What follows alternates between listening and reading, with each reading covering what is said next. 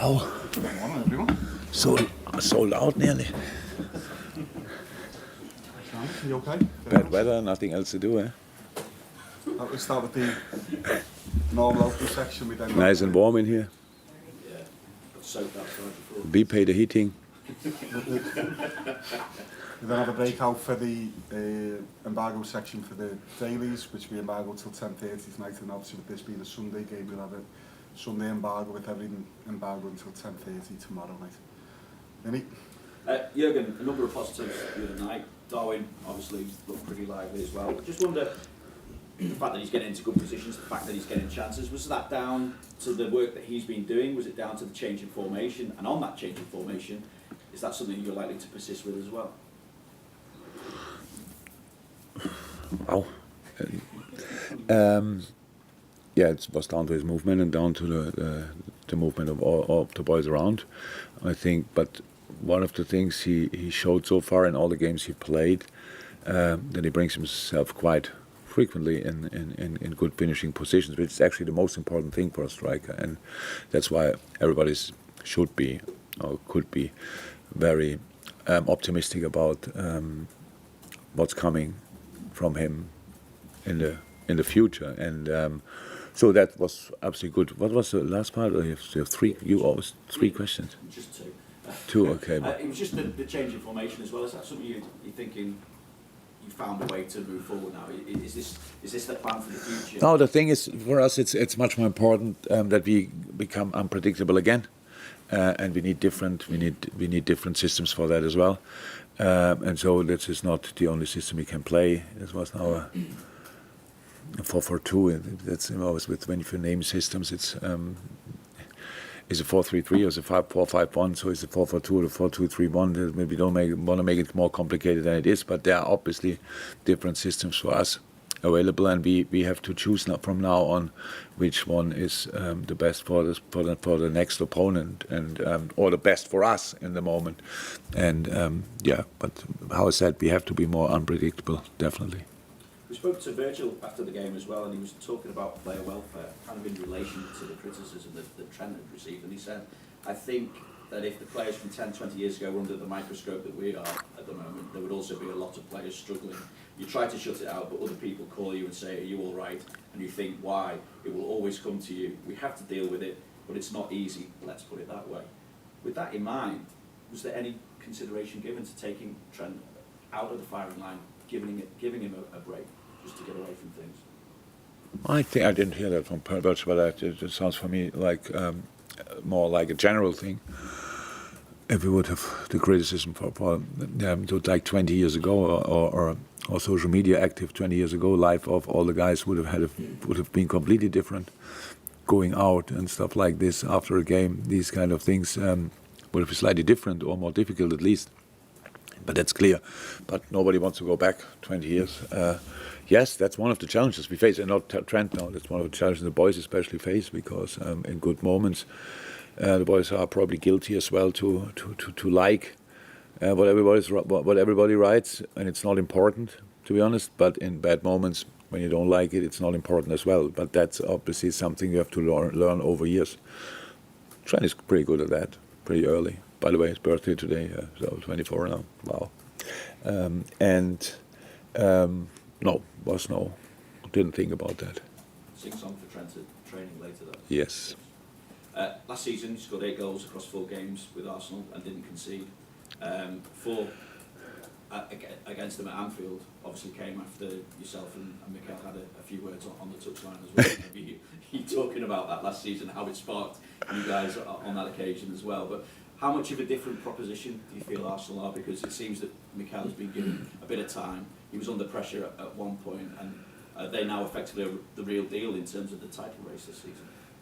Yeah. So I all my respect. Wow.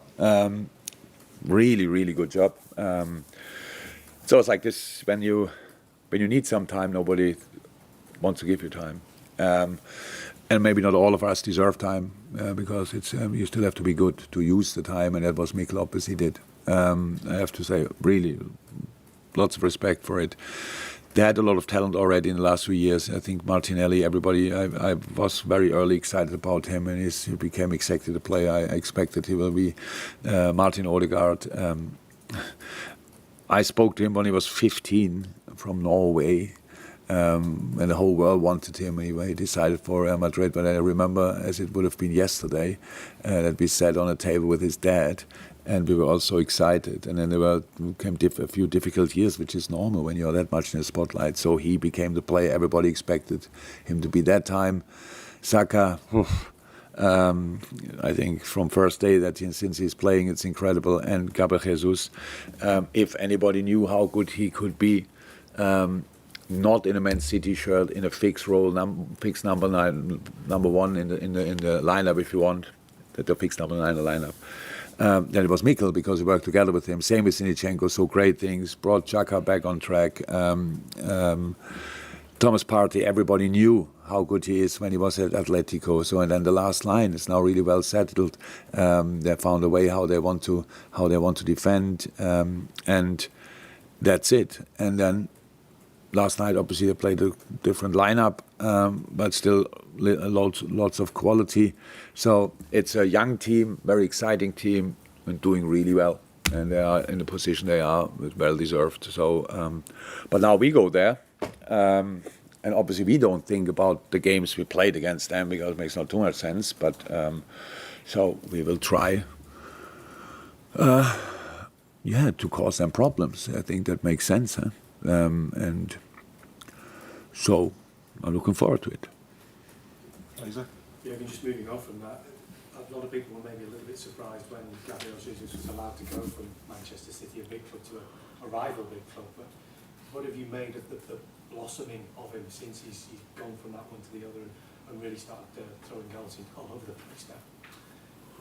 Oh, I don't know Gabriel is on a personal basis, but I always liked him as a player. So it's just I don't think City. Well, I know City wouldn't have sold him to every club, but to Arsenal obviously it was far off. The distance was big enough.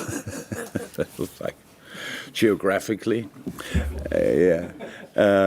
And then they did it, and for Gabriel, exceptional player, you always saw that when he played for City. But it's like this: when you're a player, the Gabriel Jesus role at City, I think it was a 9, a winger, and these kind of things. Even was it last year when everybody said City has no number 9?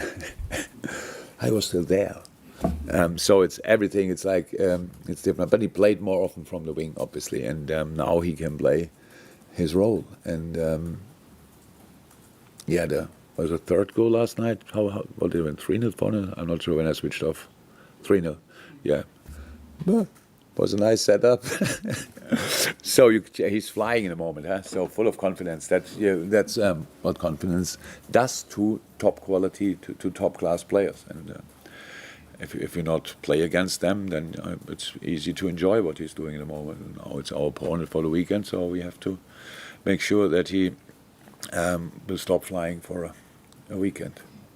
In terms of injury news at the moment, are you likely to have anyone back? Is Andy Robertson for contention this weekend? Curtis Jones was in training yesterday. He looked good, but that's not the first session, so he's then probably the closest. Nothing new about, so they're a good way. They do all of big sessions, but Naby and Ox still a little bit away. They have one new injury. It's Arthur Melo in the last session before the Rangers game. In a normal situation, he just injured a muscle. We have to wait for further assessment to know exactly how long it will be, but he's out. Nobody else. Rob is running a lot, looks like he's close. Probably Kurt is now the closest, then Robbo, and then the other two, step by step. Juliet? Jurgen, you touched on confidence, what it does to top players just a few moments ago. The body language felt different on Tuesday from your players. The crowd felt different, certainly. Watching the performance, do you feel the players now aren't far off from their best levels that we've seen? Look, Julia, what can I say about that? It's now we had this conversation a couple of times. We won against Bournemouth 9-0, and everybody, I think body language was pretty good that day, wasn't it? So that's how it is. We have to I said before the game, when you spot a problem as human beings and you think about it and you have a solution, then you want the solution instantly clicking. That's just the solution immediately. So. And we are still in progress. It's like work in progress to find a way out. That's how it is. So you cannot now say, okay, now we are back. Oh, we are back again in a dark place, and now we are back again here. We need consistency. For consistency, we need to defend the rubbish out of everybody, pretty much. Let me say it like this: we have to, and that's what we have to do. And I'm not interested now in this short-term diagnosis. Oh, that was good, that was bad, that was good, that was bad. No, we have to be good until we are outstanding. So that's what we have to be. And from here, go, improve. And I know Arsenal, Rangers away, which is obviously a different game, a really different game to the home game as well. And then Man City, yeah, what can I say? Yes, we are through the tunnel and I can see the light or whatever. I'm very positive. I'm very optimistic. These players are outstanding still, but we have to perform, and that's what we're in. And that the body language was good, I saw as well. But it has to be good, and other things have to be really, really good as well on Sunday. Surely there can't be too much rubbish to get rid of. Use that word rubbish. There can't be too much more to get out. No. Yeah, there is no. That's what I wanted to say. We have to defend it out of everybody we face, and that's why we use the word rubbish. So that obviously that's what we have to do, and that's what we try. James, can I ask you about Roberto Firmino, please? You can ask me about everything. In six. That's as many league goals as he got last season. And then I take him out of the lineup. Yay. So there's nothing. Yes, Bobby was the goals he scored against Brighton were absolutely outstanding. The goals he scored, but for the game at the weekend, we thought it makes sense to play like this. And we play a lot of games, these kind of things. Bobby's an incredibly important player to me and to us, especially. But it's that was it. Yes, I'm happy with his goal scoring record so far, and hopefully he can put a few more on. How frustrating is it when you concede first in league games of late? Is there much you can do about it? Look, the problem in our situation is even if you win a game, somebody comes around the corner and tells you the problem from the game before, what you do now. So how often did we now speak about that? How often? Because we conceded that often, this first goal. I know that, but my English is not good enough to describe the frustration in these moments. But the game still doesn't end there. Then you have to respond. It's not in our match plan. You can watch. I can give you the match plans of all the games. It was not in one of them was involved. Let's concede the first goal. So we want to be spot on from the first second of the game. And I understand you can say that, and it's one of my dreams for this season that nobody asks me about it anymore. But not because we forget it, not just because we don't do it anymore. But it's not cool. But in the last game, it didn't happen at least. So maybe we can go from there. Carl Markham. You spoke earlier about wanting to be unpredictable again. We have to be. Yeah, you've been so wedded to 4-3-3, and a lot of your lines with almost the same players. So have teams finally worked out how you? Teams worked out how you can play against us when we are not at our best. But actually, that was all. It's funny that we are. Other teams have worked out how to play against us since years. But it still didn't work out for them because we were exceptional in the moment in the things we did. So in the moment when you're not exceptional, then it looks like now they realize no, I could in our best games I could show you the parts where we could have got problems. Here, there, here. But we didn't, because we put so much pressure on the opposition that they couldn't find these spaces. That's the risk you take. In a moment when you don't play on your top, then these gaps are still there, So and then play the bars through, and then now we look like now they know how to play against them. No, it was always clear. It's not whatever system we played. There's no system in the world with no weakness. With no weakness. There's no. We play with 5 in the back, 3 in the back, 4 in the back, no one in the back. There's no system. So and it's all about how we perform. So I understand, but 100% of people, it's a 4-3-3, and you know exactly. That's not about that. It's really not about that. It's how we.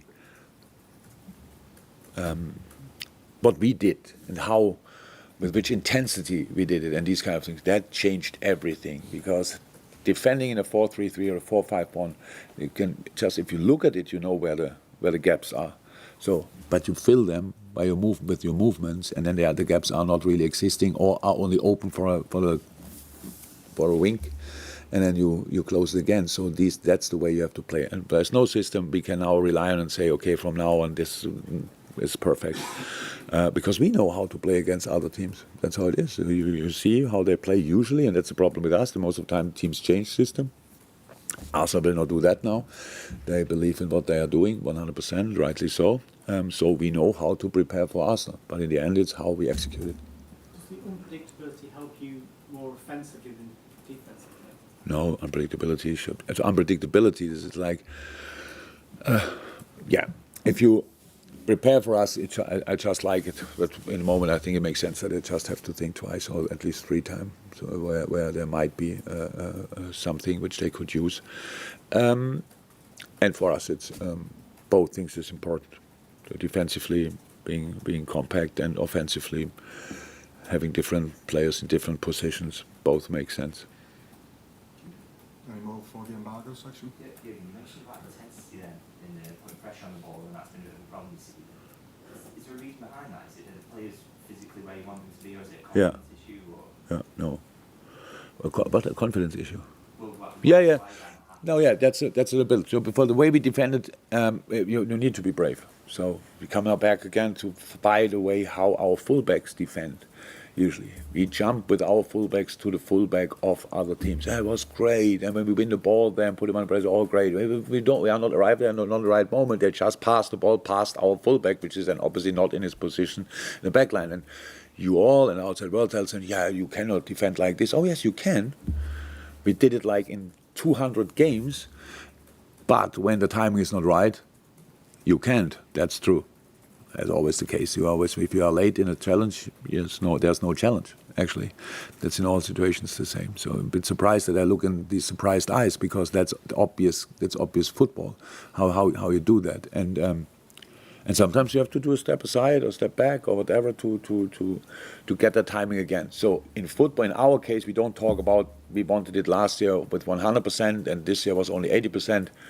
There might be the boys wanted it 100%, but maybe put in only 97, but not consciously. So just in these decisive moments, yes, because things didn't work out right, and then some players had to play too early, some players were new, some players were young, and all these kind of things, and all of a sudden a well-drilled team didn't work together anymore, but not willingly, just because one was a bit, can I really push up? And the other one was already there. And that's how pressing doesn't work like this. You commit to pressing and you do it. You don't press, or only defensive press around your own box, fine. But you have to commit to a common plan. And that only works if everybody feels the same. And that might have been a little bit a problem, that we were not all in the same place in that moment, that we had all the same confidence level for doing these kind of things, because we all had different solutions for the same problem. I'll move on to the embargo sections. The first one for the dailies.